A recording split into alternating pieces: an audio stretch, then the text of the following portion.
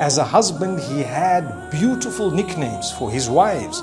He would call them something that they would love. He would call them a nice name, something, make sure that they're happy. Subhanallah. And it was vice versa. It was vice versa. So sometimes the women say, oh, the Prophet ﷺ had a nickname for his wives. Why don't you have a nickname for me? My dear sister, why don't you have a nickname for your husband too? Call him something nice. He will appreciate. Yes, it's not wrong. Okay, one might argue, well, this is not compulsory. Nobody is saying it's compulsory. We're talking of how he did it. Sallallahu alayhi wasallam. But you'll get a reward of a sunnah if your intention is correct. So that was the Prophet ﷺ. I tell you one other thing. He used to feed his wife with his own hands. With his own hands. So take the morsel and feed, a feeding. Today we would say, no, your hands are dirty. Allahu Akbar. So number two is, he said it's an act of charity to feed your wife, an act of charity. So yes, to bring along the food and to feed the family is definitely also an act of charity. It's a duty.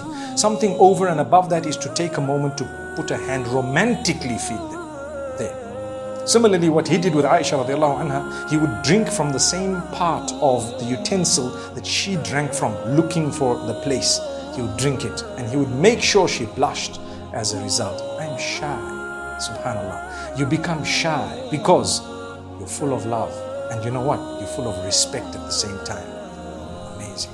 Subhanallah.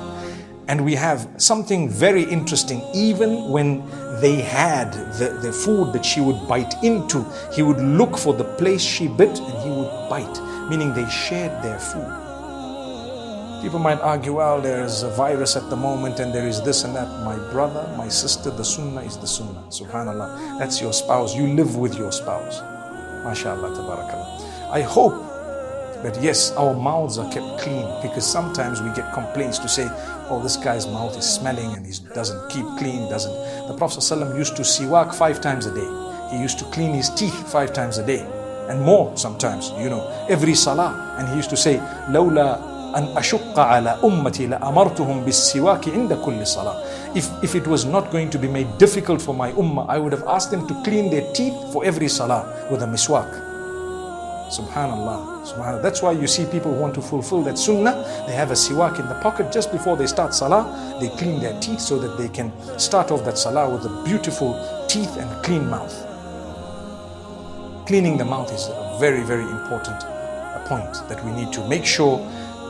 Being clean in your marital home is something very important. Be it your outward cleanliness, your inward cleanliness, the removal of the pubic hairs, the maintaining of your private parts and your areas. Don't be ashamed to talk about it, because it is a sunnah to maintain that cleanliness. Do you know that one could actually ask for a divorce or to get divorced if the husband was unclean, or vice versa? If they're unclean, to what level is that uncleanliness? If they're really beyond what Allah has asked and required, then indeed, this person is filthy. They don't even clean themselves. How do you expect someone to live with them in nikah, to be intimate with them? The Prophet ﷺ was so clean and smart, and so were all those whom we know about. There was no complaint amongst them ever. And he taught us, you must remove the pubic hair, you must do this, you must clean thoroughly when you've used the loo and so on. That's part of Islam, one of the first things you learn. Why should we be ashamed to mention this? So as a husband, maintain the cleanliness. Like we would like our wives to dress for us, we need to dress for our wives as well. We need to make sure we are presentable. When they look at us, they feel, wow, that's my man. That is my man, subhanAllah. Look at how smart he is. Look at how well kept he is. Look at how well groomed he is, and so on. MashaAllah, my man.